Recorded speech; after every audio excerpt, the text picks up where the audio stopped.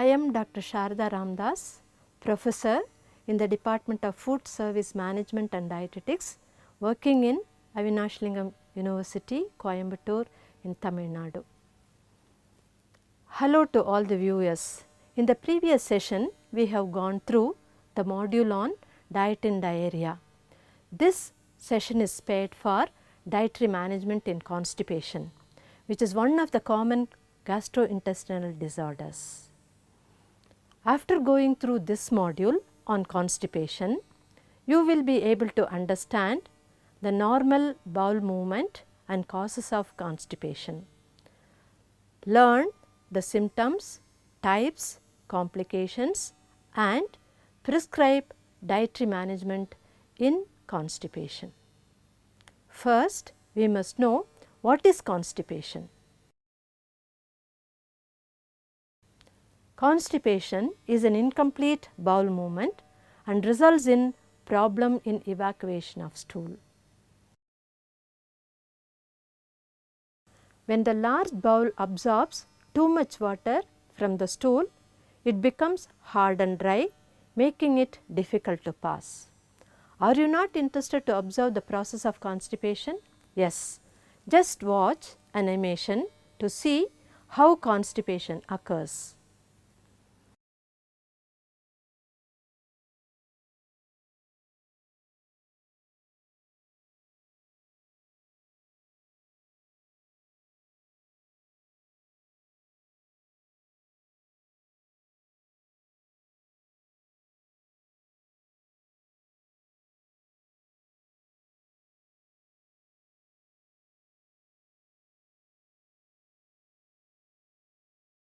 By seeing this animation, didn't you get an idea how constipation occurs? Okay, let me say what is a normal bowel movement habit.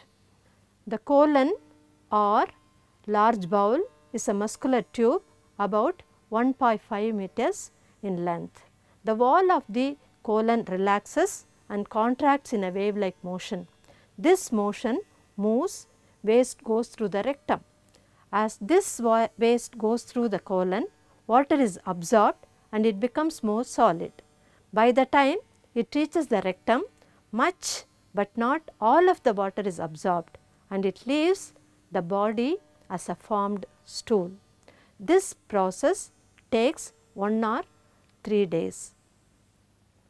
Look at the animation to see colon reflex in defecation. You are also made clear colon reflex in defecation through this animation. Shall we see the types of constipation? What are the types of constipation? There are 3 main types of constipation, namely atonic constipation, spastic constipation and obstructive constipation. First, we will know about atonic constipation. Atonic constipation is more common among people. The main reason for atonic constipation are irregular habit, that is getting up late in the morning, rushing through the morning rituals, busy schedule of routine, spending very little time for visit to the toilet before going to the school or office or any other work. Sometimes non-availability of toilet for those who are sharing common bathrooms like in hostels or in hotels. Unhygienic conditions prevailing may make a visit undesirable or ignoring the defecating urge or postponing the act of defecation. Thus, the irregular habit of any type causes atonic constipation. Constipation also occurs due to lack of fluids in the body, especially after perspiration or if inadequate intake of fluid, water from the colon is completely absorbed and this leaves a small quantity of hard dry feces which does not produce enough distension to initiate a reflex for its evacuation. Next factor is lack of roughage, which contributes to the lack of cellulose and stool formation. Faulty food habits also leads to constipation, that is like irregular hours of meals, fasting or avoiding foods leaves little residue for evacuation. Deficiency of vitamin B1, which produces poor muscle tone, also result in constipation. Watch the next slide. Deficient intake of potassium or excessive loss of potassium by use of purgatives may result in loss of bowel tone, by which peristaltic action is reduced. Because of the reduction in the peristaltic movement, food is stagnated for a long time. Bacterial action on stagnated food is more, which aggravates the symptoms of constipation. Next, use of laxatives is another problem in constipation. Constant use of purgative or enema for evacuating bowel results in the loss of natural reflexes and tone of the bowel. Excessive use of laxatives can damage nerve cells in the colon and interfere with the colon's natural ability to contract. This results in atonic constipation. Now, let us see irritable bowel syndrome, which is abbreviated as IBS. A common disorder of the intestines lead to crampy pain, gasiness, bloating, changes in bowel habits. Some people with IBS may develop constipation. Next, among women, during pregnancy, the body produces more female organs than normal. However, these hormones slow down the intestinal movements. One of these hormones, called progesterone, acts as relaxing muscle. Therefore, pregnancy is another factor which leads to constipation. Iron supplements is also related to some extent pregnancy, because many women take iron supplements during pregnancy, which can also be a contributing factor to constipation, and pressure due to growing baby on the bowel, while the discomfort of its weight and general tiredness may lead to a lack of exercise. Both can slow down bowel movements. So, iron supplements along with lack of exercise play a role in constipation. You know, lifestyle changes such as aging and traveling can also cause constipation. Thus, the factors like irregular evacuation habits, inadequate intake of fluid or loss of fluid by perspiration, lack of roughage, faulty food habits, deficiency of vitamin and loss of potassium, use of purgatives, intestinal disorders of irritable bowel syndrome during pregnancy, iron supplements and lifestyle changes are the most common causes of atonic constipation. The next type of constipation is spastic constipation. Spastic constipation occurs due to excessive muscle tone of the colonic muscles. The movement of the food is very irregular and often causes pain in the lower abdomen. Irritating foods, excessive use of purgatives or mental stress produce this type of constipation. It occurs as a complication of some other disease. Excessive use of alcohol, tea or coffee also cause spastic constipation. The third type of constipation is obstructive constipation. Obstructive constipation is due to the obstruction of the bowel or malignancy of the colon. Besides this, the other causes for obstructive constipation are lack of exercise makes the digestive system sluggish. Some medications like calcium, pain reliever with codeine, antacid iron tablets, diuretics and medicines for depression cause constipation. Diseases such as multiple sclerosis, Parkinson's disease, stroke, spinal cord injuries, diabetes, underactive or overactive thyroid gland, uremia, colorectal cancer, depression, colon tumors, diverticulosis also cause constipation. So far, we have discussed the 3 types of constipation. Now, let us see what happens if constipation prolongs. Look at the slide on the effect of constipation. There may be abdominal colic, that is pain in the lower abdomen, coated tongue, you can see white patches in the tongue, bloating, flatulence, that is gas formation, lethargy and feeling generally unwell, irritability and fretfulness in children, example, no interest in play, excessive straining during defecation, headache, nausea, halitosis which means bad breath, fecal impaction with overflow of diarrhea. This may be mistaken by diagnosed as diarrhea. So, in this situation anti-diarrheal drugs should never be prescribed. This will exacerbate the constipation.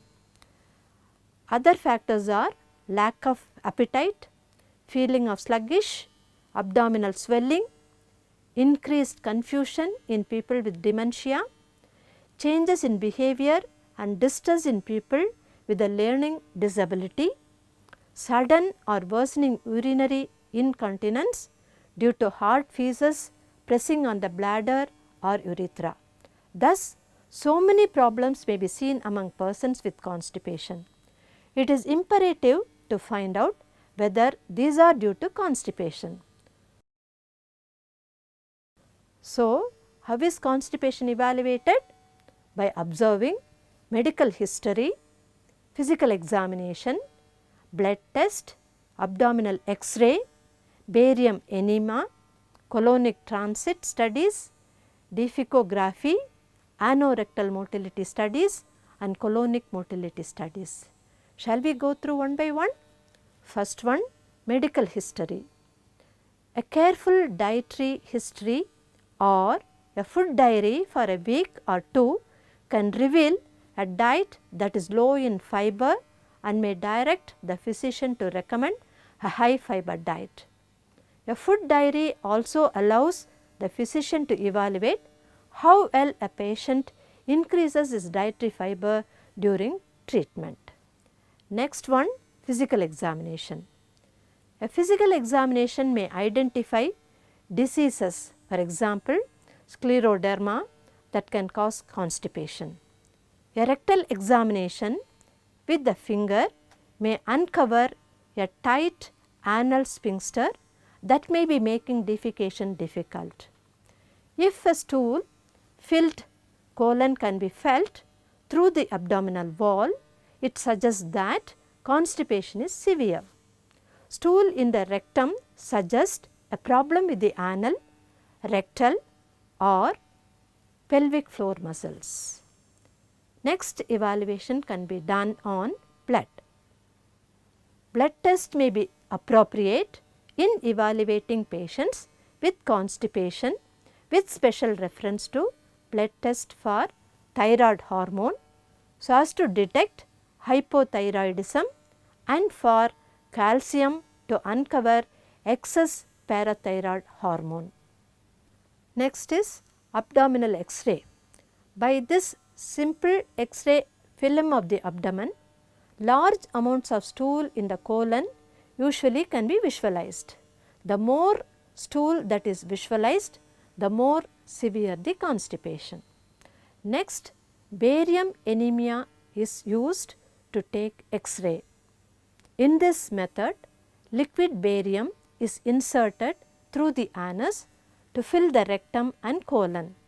The barium outlines the colon on the X-rays and defines the normal or abnormal anatomy of the colon and rectum. Tumors and narrowing are among the abnormalities that can be detected with this barium meal test. Next, colonic transit studies. Colonic transit studies are simple X-ray studies that determine how long it takes for food to travel through the intestines. For transit studies, individuals swallow capsules for 1 or more days. Inside the capsules are many small pieces of plastics that can be seen on X-rays. The gelatin capsules dissolve and release the plastic pieces into the small intestine. The pieces of plastic then travel through the small intestine and into the colon. After 5 or 6 days, an X-ray of the abdomen is taken and the pieces of plastic in the different parts of the colon are counted. From this count, it is possible to determine where there is delay in the colon. In non-constipated individuals, all of the plastic pieces are eliminated in the stool and none remains in the colon. When pieces are spread throughout the colon, it suggests that the muscle or nerves throughout the colon are not working, which is typical of colonic inertia. When pieces accumulate in the rectum, it suggests pelvic floor dysfunction. Next method is defecography. It is a modification of the barium enema examination. For this procedure, a thick paste of barium is inserted into the rectum of a patient through the anus. X-rays then are taken while the patient defecates the barium. The barium clearly outlines the rectum and anus and demonstrate the changes taking place in the muscles of the pelvic floor during defecation. Thus, defecography examines the process of defecation and provides information about anatomical abnormalities of the rectum and pelvic floor muscles during defecation. Another one, anorectal motility studies. It provides an assessment of the function of the muscles and nerves of the anus and rectum, which complements the defecography tests. For anorectal motility studies, a flexible tube approximately 1/8 of an inch in diameter is inserted through the anus and into the rectum.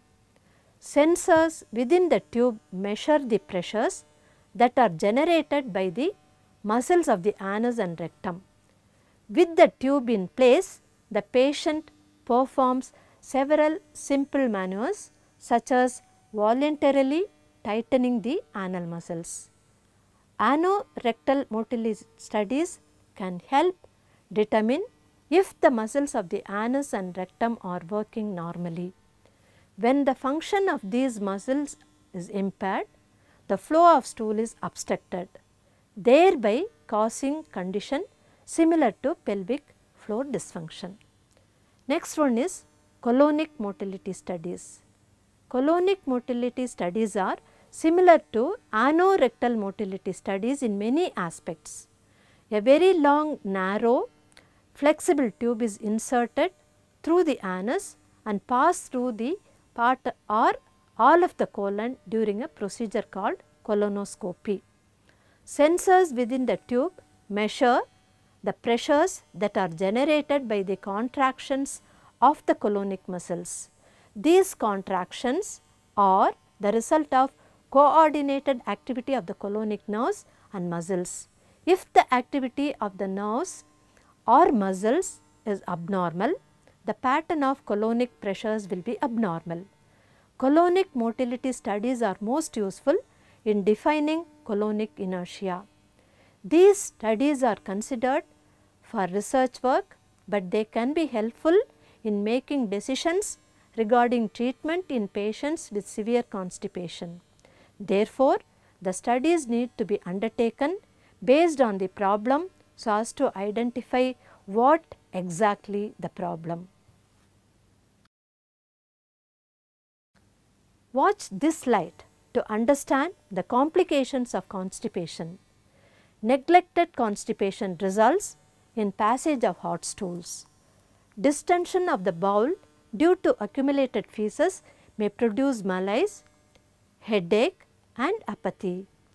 These symptoms disappear immediately on evacuation of the bowel with a suppository.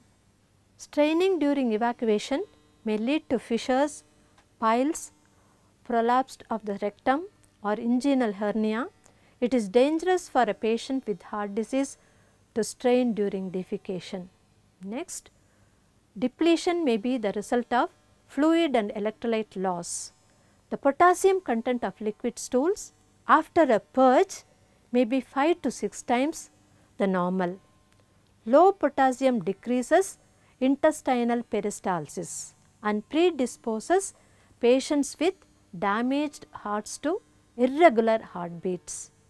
A drastic purge or a high anemia before surgery may deplete fluids and electrolytes, particularly when the food intake is also reduced. Next, intoxication. How does it occur? When plain or soap water enema or bowel wash is done or repeated use of enema, there will be excessive water absorption and intoxication may follow. All these are complications of constipation. We cannot simply ignore and leave it. We have to take steps to avoid or control the problems. Let us observe the other slides how dietary management prevent or control constipation. What is the main objective of treating constipation? To encourage bowel movement and bowel evacuation. A well balanced diet with high vitamin B and liberal fluid intake is recommended. First, let me talk about calories. Based on the age, sex and occupation, calories required varied. The intake of dietary fiber should be increased by eating whole cereals, whole grain breads, and cereals should be substituted for refined ones. Bran is useful for some patients, but excess ought to be avoided as it may sometimes irritate intestinal tracts. Fiber has a capacity of holding 6 gram water per gram of fiber, but the fine bran holds only 2 to 3 gram of water per gram. So, it is recommended to take coarse fiber. Coming to fats, it stimulates the flow of bile and also lubricate the bowel. Butter, ghee and cooked oils are beneficial for lean patients. However, fried foods should be avoided. In the case of carbohydrates, even in obese person, adequate bulk on a reducing diet can be supplied in the form of vegetables and whole fruits, which are rich in unabsorbable cellulose. Bulk can also be provided by unrefined cereals which contain bran. For lean persons, banana, dried fruits like figs, raisins, dates and apricots are useful. Coming to vitamins, vitamins of the B groups, preferably as brewer's yeast, help some patients to regulate the bowel function. Minerals, especially potassium, can be supplied by giving vegetable soup, fruit juice or oral potassium salts to prevent constipation to acute or bedridden semi-starved patients. Next, fluids. A liberal amount of fluid, about 10 glasses or more in hot, humid weather is advised. Warm fluid taken in the early morning on an empty stomach, such as hot water or weak tea, helps some people to evacuate the bowel. As far as protein is concerned, normal requirement is sufficient. Daily exercise such as brisk walk is helpful. Let us go through few home remedies to prevent constipation. Drink lemon juice in a glass of warm water by adding honey every day morning in an empty stomach. Prepare juice from half lemon and add honey and rock salt and drink once or twice a day. Include grapes which contains insoluble fiber that helps in regulating bowel movement. Soak and peel 2 to 3 almonds or dried figs and grind to a paste and add honey and take in the night. All these promotes normal bowel movement. Just look at the summary of dietary guidelines. A high fiber diet is characterized with coarse cereals, whole grain with bran, pulses, salad, vegetables, fibrous vegetables like ash gourd, snake gourd, pumpkin, leafy vegetables, roots and tubers, dried fruits and fluids. Avoid highly refined and concentrated items like maida, fried foods, excessive sweetened, pickled, puppets and chutneys. Follow bland cooking. In spastic constipation, high roughage is harmful. A soft bland diet is recommended. Small meals prevent stagnation of food mass in the intestine. A normal diet with light mental attitude is recommended for a person having constipation. A regular time for meals is very important. Vitamin B supplements are also essential. Exercise also enables proper bowel evacuation. Daily 8 to 10 glasses of water must be ingested to help stool formation. Potassium rich vegetables like beans, beetroot, carrot, potato and fruits like banana, apple or guava or orange juice or tomato juice must be included in the daily diet. Relaxed living enables proper bowel movement in the body. Hope now you are all familiar with the types, causes, ill effects and especially the dietary management in constipation. Next session we will be looking on peptic ulcer. Till then, bye to all listeners. Thank you.